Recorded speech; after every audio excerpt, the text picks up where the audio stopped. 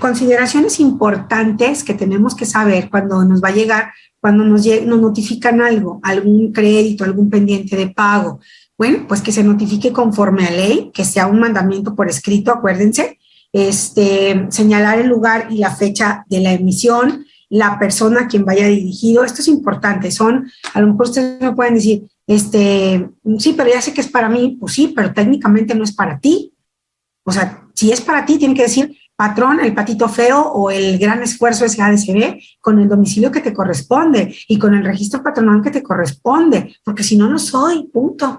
No soy, y lo único que es, ¿sabes qué? No, pues tu procedimiento de revisión, pues simple y llanamente no es válido, es totalmente nulo porque yo no soy. Y me ha pasado, sí me ha pasado que nos llegan notificaciones o liquidaciones con domicilios que no son los de nosotros, o con el nombre del patrón que no es de nosotros. Entonces, ¿sabes qué? Pues de menos, yo le hablo a la notificadora, oye, te equivocaste, yo no soy, zorrillo, yo no soy, y vuélvelo a hacer, se tiene que volver a comenzar, ¿no? Que esté emitido por una autoridad competente, también eso es importante, que no es la caducidad, hay que checarla, que la autoridad, vamos a entrar un poquito en el tema, ¿no? Que la autoridad no pueda realizar el acto por falta de notificación y por falta de tiempo. O sea, si me quieren apenas notificar por primera vez un crédito de hace 10 años o de hace 12 años, pues espérate tantito, ¿no? Lo primero que voy a hacer es acordarme del curso que dio Nora en Sinergia para ver cómo la puedo tramitar, ¿ok? Entonces, la prescripción, lo mismo, hay que considerar eso. Si la autoridad no puede realizar el acto por el paso del tiempo, a pesar de haber notificado, pues aguas, hay que estar en tema, hay que saber eso. Porque fíjense, hace poco, hace como en mayo, notificaron, supe que notificaron de Infonavit algunos créditos. Entonces, yo le dije, al ver las fechas, yo le dije a la chava, sí, o sea, sí me notificaron. Y le dije a la notificadora, oye, pero esto está prescrito, ¿no? Y me dice, pues sí, dice, pero hay gente que como quiera va y los paga, que ni siquiera sabe de la prescripción y como quiera va y los paga. No, pues espérate tantito, ¿no? Por eso hay que estar en tema, ¿no? Que sea conforme al procedimiento establecido en ley, es decir, por ejemplo, soy patrón dictaminado y por el ejercicio 2020, pues, y en lugar de llegarme a una revisión secuencial, ¿qué es lo que procede? Me llega una visita domiciliaria, una auditoría así como tal plena. Déjame, ese no es el procedimiento, espérate tantito. La ley dice, el reglamento dice que si soy patrón dictaminado, para que el Seguro Social verifique que la información que mandó mi CPA es correcta y es apegada a la información que yo tengo en nóminas y en contabilidad, me tienes que hacer una revisión secuencial, no una auditoría. ¿Sí explico? O, por ejemplo, cuando te invitan, a mí me ha pasado, soy patrón dictaminado y nos llega una invitación a corregir la clasificación de la prima de riesgo. Espérame, o sea, lo único que hago es, o sea, como son mis amigos los del IMSS, en la generalidad, pues amigablemente le contesto, ¿sabes que soy patrón dictaminado? O sea, y hay otro procedimiento, ¿sí explico? Entonces, ojo, hay que estar en tema también de eso. Que los hechos en que se motiva se hayan efectuado realmente. Acuérdense que los actos de la autoridad deben de estar fundados y motivados. Entonces, si no están circunstanciados, si en el oficio no me circunstancia acorde a ley, la autoridad, el por qué me está fincando o realizando algún acto específico, pues ahí ya teníamos un defectillo, ¿no? Un vicio.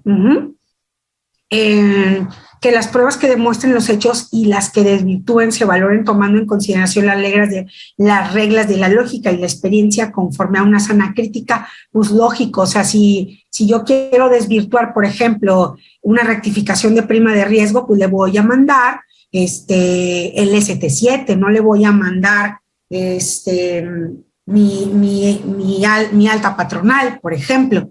Digo, a lo mejor entre otras cosas sí se la puedo mandar porque ahí viene la clasificación que el Seguro Social de origen me autorizó. Sin embargo, el alta patronal no me sirve para corroborar si un accidente es de trayecto o es accidente como tal, accidente de trabajo. ¿Sí me explico? Tiene que ser una prueba idónea al hecho controversial. Ajá.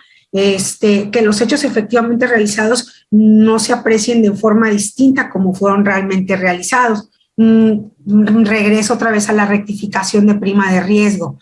Que la autoridad en la rectificación no me mienta, porque ya ven que en la rectificación de prima de riesgo te tiene que desglosar el accidente de trabajo que a su criterio no tomaste en cuenta en el cálculo del porcentaje de prima de riesgo, pues que conceptualice, que circunstancie que efectivamente es un accidente de trabajo y no uno en trayecto como yo, patrón, lo tengo solventado.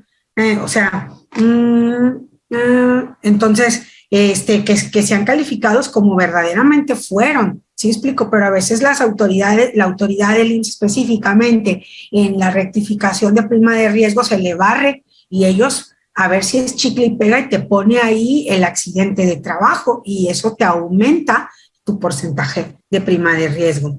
Que no se contravengan las disposiciones aplicables, pues evidentemente que sea acorde a la ley el acto que me va a fiscalizar, por ejemplo, que no se deje de aplicar las disposiciones debidas, lo que les decía, ¿cómo me vas a fincar una visita domiciliaria si soy patrón dictaminado? Eso, pues, de que se puede, pero no se debe y es a lo mejor defendible. Ajá.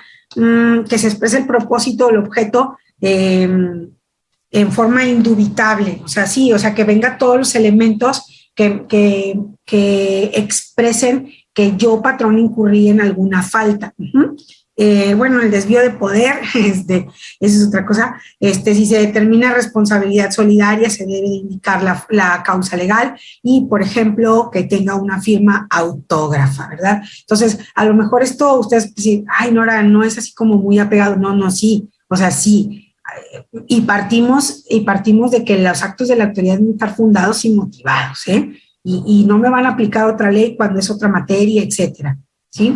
Y bueno, empezamos. ¿Cómo el Seguro Social? ¿Cuáles son las revisiones típicas donde el Seguro Social me puede fincar un crédito y llevarme hasta el PAE, por ejemplo, ¿no? Pues una rectificación de prima de riesgo, ya lo venía mencionando.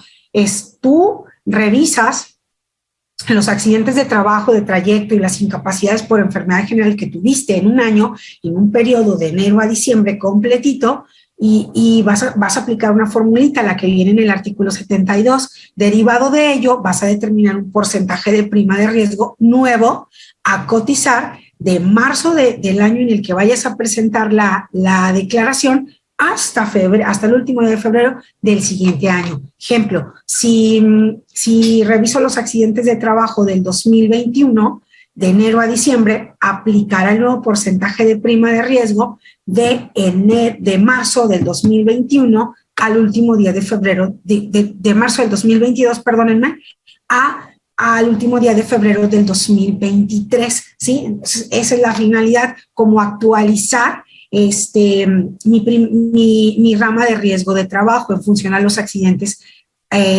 sucedidos, generados en la empresa, ¿sí? Entonces, si en ese cálculo nosotros dejamos de tener dejamos de incluir algún accidente de trabajo o en la fórmula cometemos un error, por ejemplo,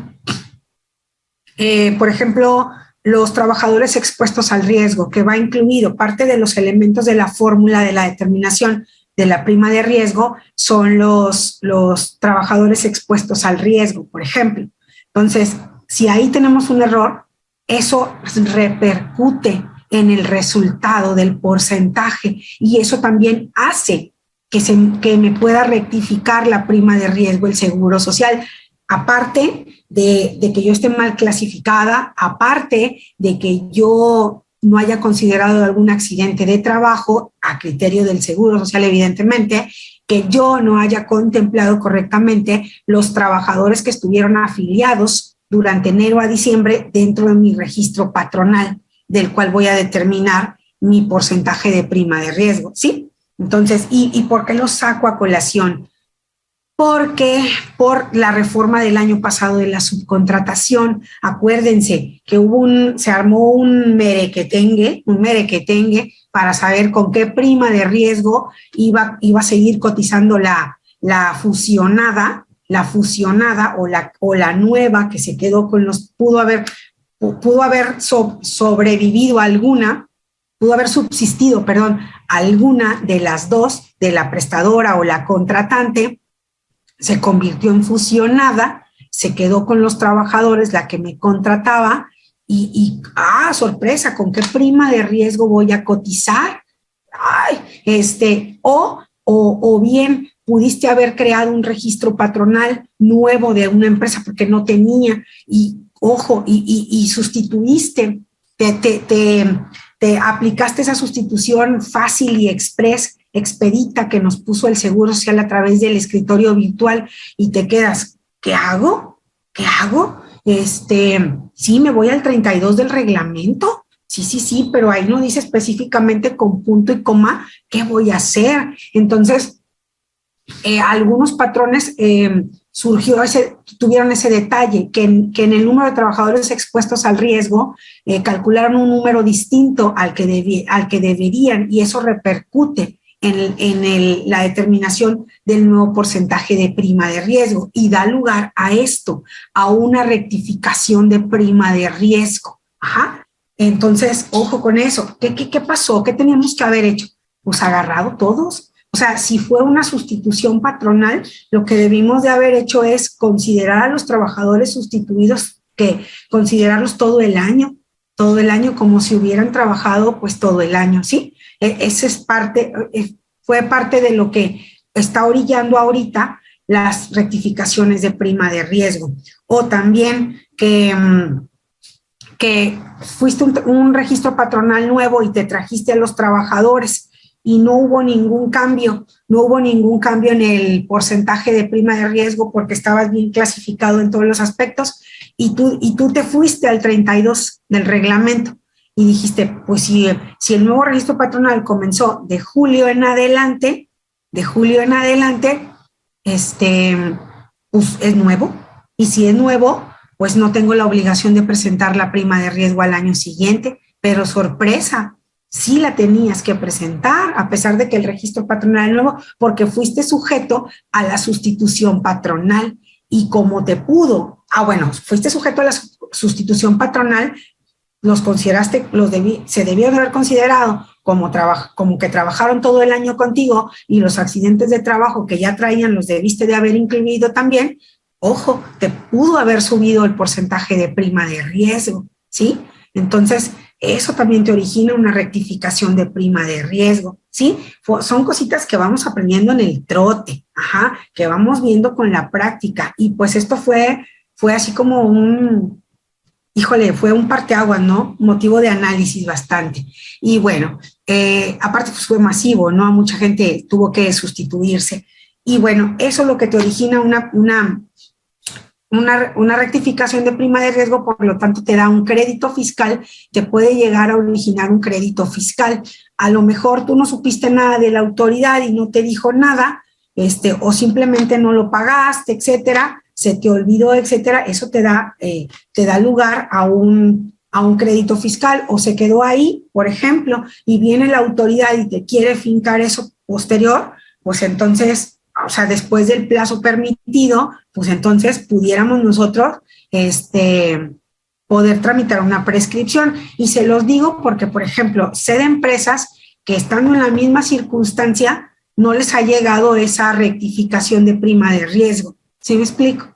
Entonces, cuidado con eso. Si ya viste que a tu vecino le pasó algo parecido a lo tuyo, pues empiézate primero por revisar si embonas en esa situación para hacer los cambios conducentes y los pagos correspondientes de diferencias para el día que te llegue, pues al menos te sale menos caro, ¿no? Y nada más pagarás la multa, por ejemplo. Porque una rectificación, o ya sabemos, una rectificación y cualquier notificación de un crédito, te llega con tu multita. Entonces, pues también eso, ¿ok? Bueno, pues aquí les pongo en pantalla un ejemplo de cómo viene la rectificación de prima de riesgo. En este caso, pues se trataba de un accidente de trabajo no incluido en el cálculo, pues habrá que incluirlo y pues evidentemente te da tu multita, ¿verdad? Y pues bueno, ojo aquí, miren, aquí en esta partecilla, en el penúltimo párrafo, indica que esta tiene derecho a un porcentaje del 20%, esta multa, de descuento, ¿ok? También eso es importante. Es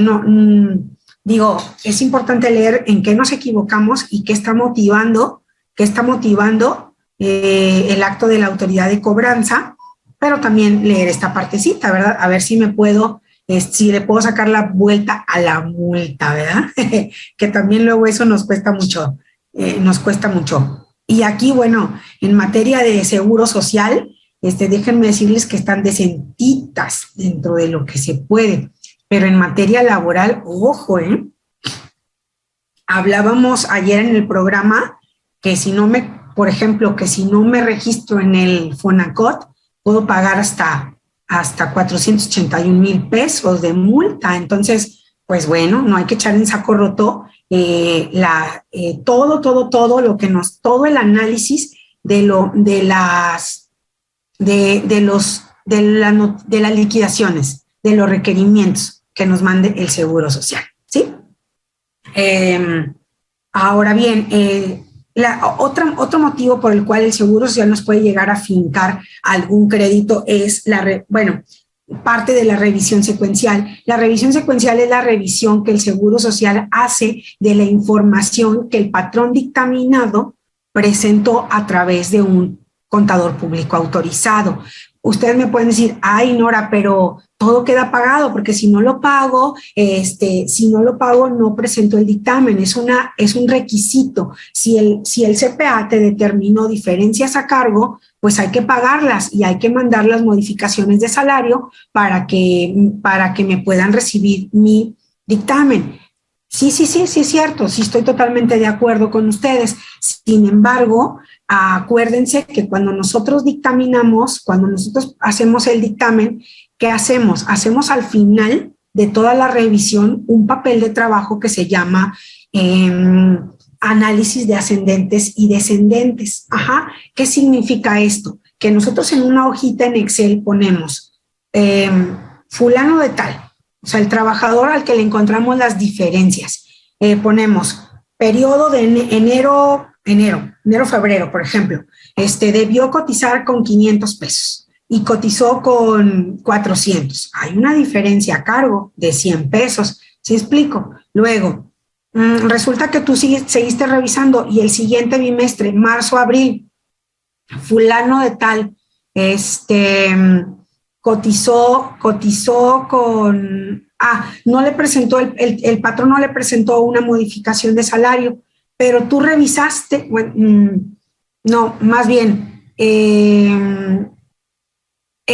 procede el siguiente, ¿cómo se llama? La siguiente cotización, salario base de cotización, es a la baja, ¿sí? Por ejemplo, pudiera ser a la baja. Y esas modificaciones de salario a la baja, luego el Seguro Social no me las considera. No, dice, no, tú lo tuviste que haber pagado, tú tuviste que haber pagado desde enero a febrero completo. O por ejemplo, tuve una diferencia a cargo en enero, febrero. En marzo, abril, el patrón pagó bien, pero era el salario a la baja con relación al de marzo a abril. Entonces, si yo, dictaminador, presento esa modificación de salario de 500 pesos y paga la diferencia en enero, febrero, si yo no presento otra modificación de salario o no hay otra modificación presentada por el patrón previamente, esa modificación vale por todo el caminito, vale por todos los periodos del año, ¿sí? Hasta que se topa con una modificación de salario, ¿sí? Entonces, resulta que en marzo y abril, el trabajador cotizó con 380, el cual es correcto. el cual es correcto, pero el patrón no presentó modificación de salario, por ejemplo, y entonces, y tampoco ha recibido ninguna liquidación, ningún requerimiento, CIBEPA ni nada. Entonces dice, no, pues me espero al dictaminador que revise. Entonces tú como dictaminador vienes y avalas esos 380 pesos en marzo y abril,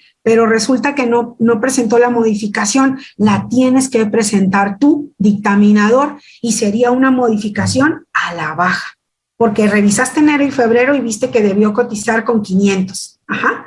Revisaste el salario con el que pagó marzo y abril y resulta que es el correcto, que pagó bien, pero que no hay modificación. Y para que la modificación de 500 no abarque marzo y abril, tú tienes que presentar una para decirle al IMSS, hey, hasta aquí llegan los efectos de esta modificación de 500, ¿sí? Entonces, esas modificaciones se llaman descendentes y esas modificaciones a veces el Seguro Social no nos las vale o no les conviene, no le conviene, ¿verdad? Él dice, pues no, pues en su momento el patrón no me presentó modificación y ahorita hago como que ni vi la del dictaminador y le voy a cobrar diferencias de marzo y abril por 500 pesos, porque me pagó con 380 y la única modificación que yo tengo en el radar es la de 500 por auditoría y aplica para marzo y abril. No, pues nomás, o sea, a ver si caemos, ¿verdad? Pero eso sí te lo notifican a la vuelta del tiempo, incluso ya presentaste el dictamen, ya la libraste con la revisión secuencial y todo, en el mejor de los casos, te hicieron la revisión secuencial y te dieron tu oficio donde todo está bien, dale va, o sea, pero luego viene cobranza, porque es totalmente distinto, no hay parametrización en la información de auditoría de patrones, de afiliación, de cobranza. Entonces, lo que va a pasar es que cobranza va a ser el match y la última modificación es la que vale. Entonces, SAS hace el match y dice, no, me debes porque pagaste marzo y abril con 380 y debiste pagar con 500. Y eso es un crédito que te va a surgir a la vuelta de los años. Digo, a veces de los años. A mí me pasó, después de 3 años, 2 años presentado el dictamen, vienen y me dicen, debes, mírame, ¿cómo? Y ahí anda uno dando vueltas, presentando los comprobantes de los formatos de la presentación de la modificación descendente. ¿Sí me explico? Entonces, derivado de la revisión secuencial, ojo también, salen diferencias a cargo que tenemos que pagar completitos.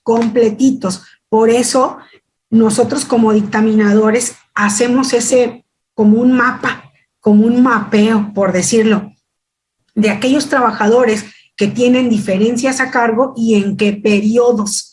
Y hacemos el análisis de si aplica modificación y pago, o solo modificación. ¿Sí me explico?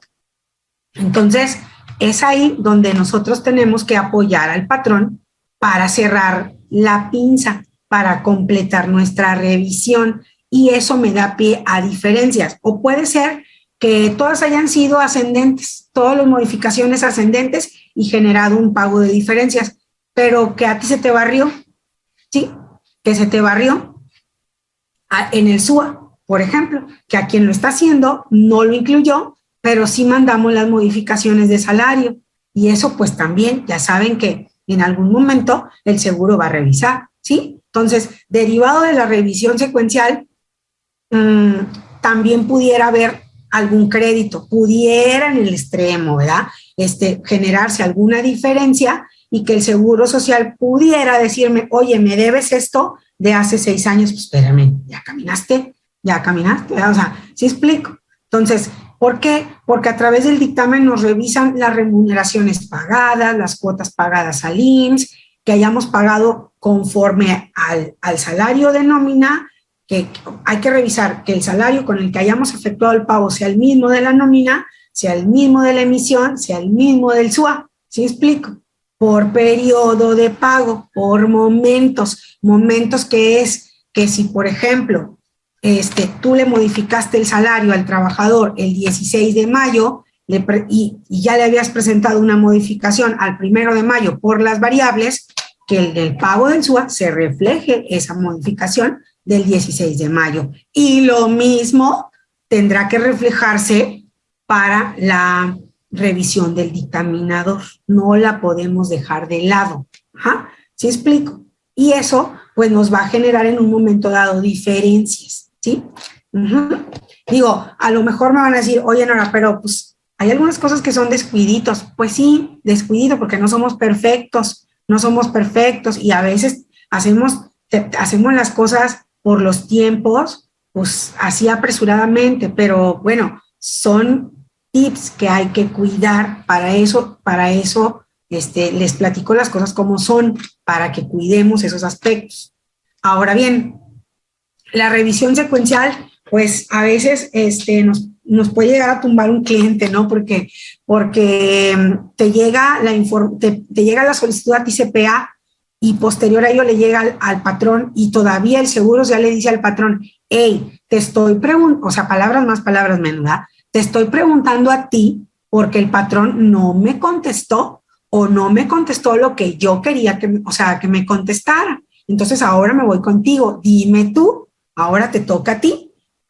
Entonces, así pasa, eso es la revisión secuencial. Entonces, el seguro social hace sus match y se da cuenta que subsisten diferencias, y es ahí cuando habrá que cuidar los momentos en que el seguro social se da cuenta que hay diferencias, ¿ok?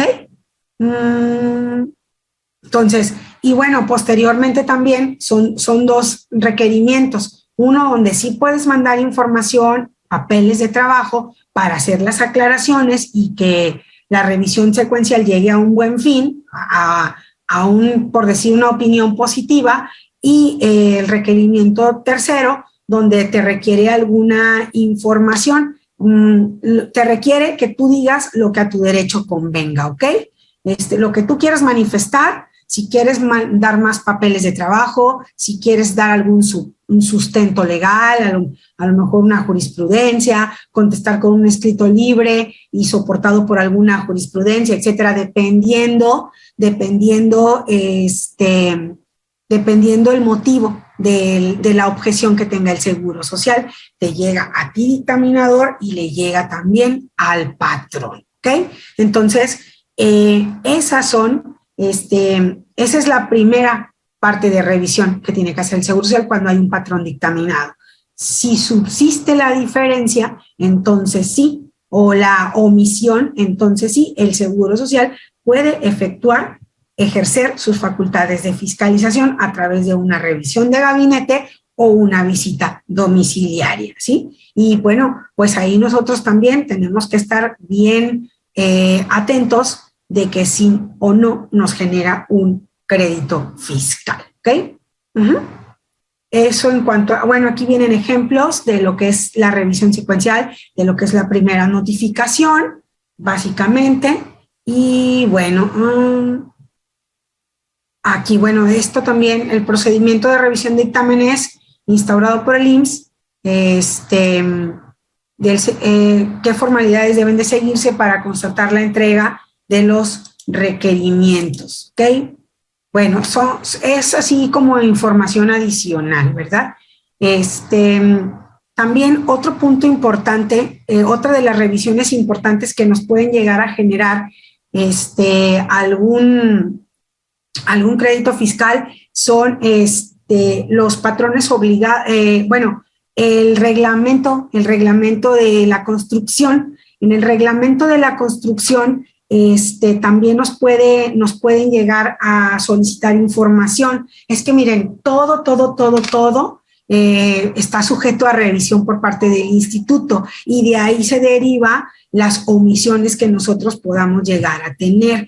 En cuanto al reglamento de la construcción, pues existen obligaciones de parte del responsable de la obra o del propietario de la obra que hay que cumplir. Si nosotros no las cumplimos, entonces el Seguro Social me puede fincar algún crédito fiscal. Por ejemplo, los patrones que están obligados a cumplir, que están en esta materia de construcción son los propietarios de la obra de construcción que directamente o a través de intermediarios contratan a los trabajadores que intervienen en las obras. Las personas que hayan sido contratadas para llevar a cabo obras de construcción a precio alzado o bajo un sistema de precios unitarios, que hayan sido contratadas, ojo, contratadas, ya aquí nos da a entender que debe de mediar un contrato, ¿ok?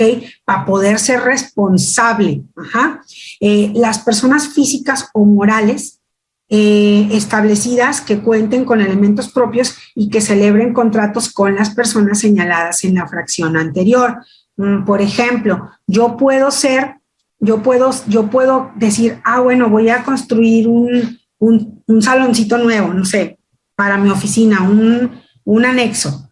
Bueno, si yo no lo voy a hacer, yo tengo que contratar a alguien, pero tener un contrato propiamente para deslindarme de la responsabilidad que conlleva las obligaciones del reglamento de la construcción, del ROTIC, o en su defecto, si es mi casa, si es mi propia oficina, pues construirlo yo ir a comprar los blocks, yo pegar los blocks, y entonces, pues yo no estoy contratando a nadie, ¿verdad? Yo no estoy contratando a nadie, pero sí es muy importante primero voltear a ver este artículo 5º del reglamento de la construcción para saber a qué estoy obligado y quién es el que está obligado. Evidentemente estamos obligados al pago de las cuotas de seguro social, pero ¿quién?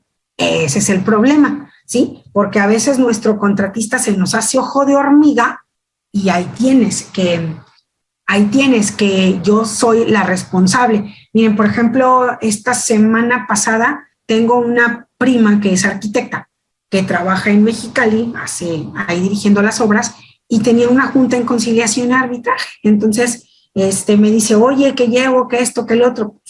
O sea, tú eres el responsable. O sea, digo, tú eres el responsable. No, es el contratista, pero no, pues es el contratista. Es trabajador contratista, pero pues el contratista se está haciendo ojo de hormiga. Entonces eres tú. Entonces va contra ti. Eso en materia laboral, por ejemplo. Y porque sigue habiendo responsabilidad solidaria, lo mismo en materia de seguro social. Entonces yo lo único le dije, pues agárrate el contrato, reina. O sea, tuviste que haber tenido un contrato para que te construyera lo que te haya construido ese contratista, y con eso, bueno, pues ya tú te deslindas de cierta manera de algunas obligaciones, y verifica, por ejemplo, que el trabajador lo tengas dado. O sea, ¿quién lo tiene dado de alta? ¿Tú o él o quién? Para empezar, porque de una cosita empieza todo lo demás, se deriva todo lo demás, ¿sí? Porque eso nos va a generar diferencias en el instituto. Y acuérdense, las obras que es de construcción, pues son las más solicitadas o para ser revisadas o para ponerse de acuerdo también en algunos casos, ¿verdad? Bueno. Ya saben a qué me refiero, ¿no? Entonces, o sea, hay que tener todo en orden, hay que tener todo en regla, ¿sí? El contrato, llevar una contabilidad adecuada por obras, tener mi SUA por obras, porque también, ojo, eso me genera diferencias y requerimientos por parte de la autoridad. Por ejemplo, si tú estás cumpliendo con el CIROC, esa es otra obligación. Dentro del reglamento de construcción, nosotros tenemos la obligación de dar de alta las obras en el CIROC, en el CIROC, y bueno, ya que la diste de alta, te va a dar un folio, y de ese folio pues se va a colgar cualquier contratista, ¿no? Se van a colgar de ahí, dale, va, pero tú en el SUA, tú tienes que incluir ese número de folio por cada trabajador que tengas laborando en esa obra específicamente, porque si no, el Seguro Social va a pensar que tú tienes tus trabajadores, los tienes porque los quieres tener y porque quieres pagar, pero no están asignados a ninguna obra. Y ojo, casualmente también se dio cuenta que tienes una obra dada de alta en el CIROC,